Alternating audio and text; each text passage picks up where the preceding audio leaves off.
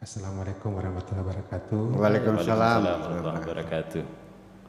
Salam hormat dan salam sayang untuk Buya dan Pak Tatu, Pak Afkar dan tim Wanima di sana. Saya senang mendengar cara pembacaan tadi, penghayatannya cukup dalam dan saya amati. Belakangan ini ada nuansa baru dalam pembacaan Gelombang Cinta. Mulai terasa nuansa penggunaan musik iringan, Bu ya. Iya. Betul. Ya, belakangan ini terus ya menarik aja menikmati alunan pembacaan tadi. Dan saya mau berlama-lama sedikit di judul. Soalnya ini sangat nyambung dengan psikologi tentang topeng. Iya. Dalam psikologi itu kami sering bicara tentang kepribadian manusia. Kepribadian ini kalau kita telusuri asal muasalnya itu dari kata topeng semestinya. Dari istilah Latin persona. Persona itu topeng dipakai oleh orang-orang di Yunani dulu untuk pementasan. Mereka kadang untuk menunjukkan lagi memerankan apa, mereka memakai topeng. Nah, topeng itu kemudian dibawa ke dalam psikologi untuk menggambarkan kepribadian manusia. Jadi kepribadian itu pada dasarnya topeng, artinya kita sangat akrab dengan topeng ini dalam kehidupan kita sehari-hari. Saat ngajar pun kan saya harus memakai topeng di depan mahasiswa saya. Nah,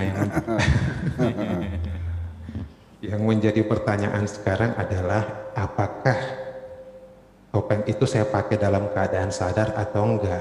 Nah, jadi penggunaan topeng itu macam-macam. Ada semestinya yang bagus seperti yang dilakukan oleh salah satu tokoh dalam puisi malam ini, bahwa dia menggunakan topeng untuk menyimpan rasa sakitnya demi sesuatu yang baik semestinya. Jadi topeng itu kesan umum buruk, tapi kadang-kadang perlu digunakan untuk kebaikan.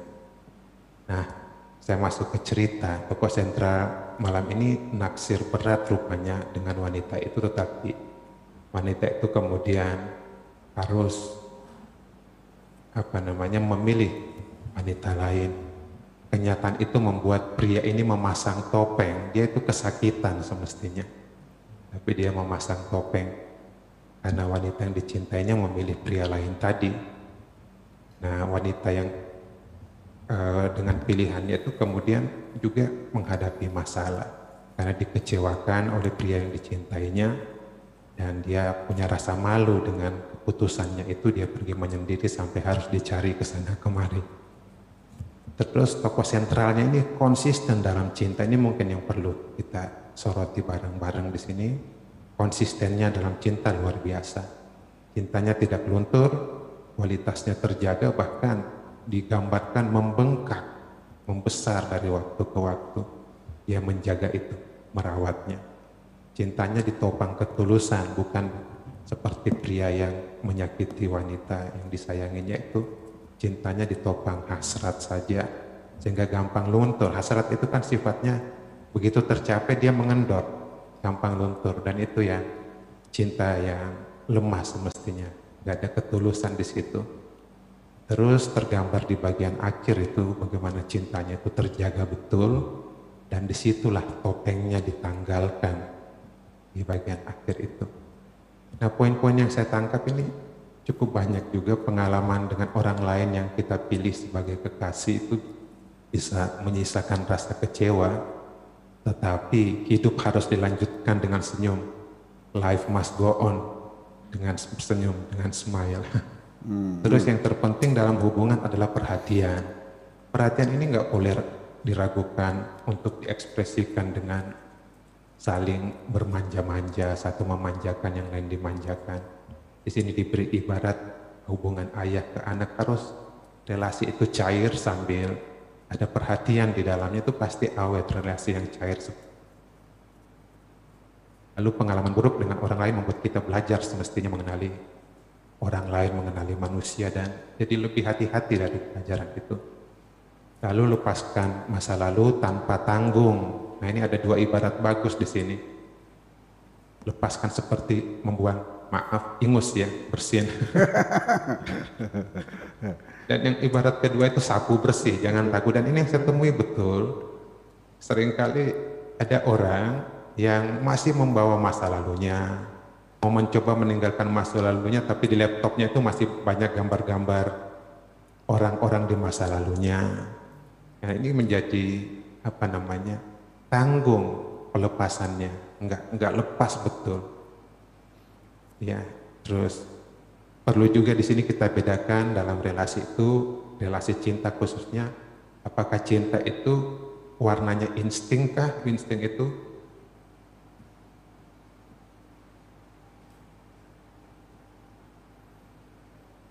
ya, nampaknya agak terganggu koneksinya. Ya. Sinyal yang kurang maksimal sepertinya. Dan masih kita mendengarkan. Kita tunggu aja dulu ya. Iya. Atau langsung Buya bisa jelaskan tentang kejantanan dalam mencintai itu adalah merawat. Ini sepertinya mirip dengan cinta yang komitmen. Mungkin nanti Buya bisa memperjelas itu. Tapi yang saya tangkap tema besarnya di sini tentang orang yang menjaga konsistensi cintanya. Itu pelajaran mulia di tengah banyaknya orang yang enggak konsisten dalam mencinta. Saya kira itu aja. Terima kasih. Terima kasih. Iya, terima kasih Pak Hans. Dua hal yang dapat saya tangkap ini Bu ya, dari yang dipaparkan oleh Pak Han. Yang pertama tentang topeng, itu kan berarti menutupi kepribadian sebenarnya. Nah ini bisa diungkap. Kemudian yang kedua tentang orang yang senantiasa menjaga konsistensi cintanya. Silakan Bu ya. Ya, ini jujur aja lah. Iya. Ketika Anda mau menemui seseorang, Iya. katakan saya mau pinjam duit di bank dah, mau amprah ke bank, kan cari mobilnya yang bagus kan, betul nggak? Iya. Baju yang keren kan, kacamatanya Ray-Ban, tasnya tas Ecolak ya, sepatunya sepatu Billy yang 15 juta harganya tuh, ya, itu kan berarti topeng kita untuk mengelabui orang lain. Jadi setiap hari kita punya ada keinginan untuk mengelabui orang lain ya songnya. Iya. Terlepas apakah itu tujuannya positif atau negatif. Seorang mubalik juga sama, pakai topeng juga, pakai jubah, pakai sorban, ya kalau perlu bawa tasbih. Padahal dia nggak pernah zikiran kok. Macam itu.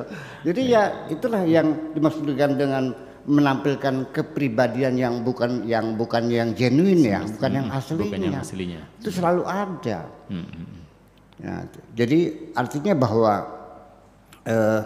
paling populer di antara kemunafikan yang paling populer itu adalah kemunafikan cinta.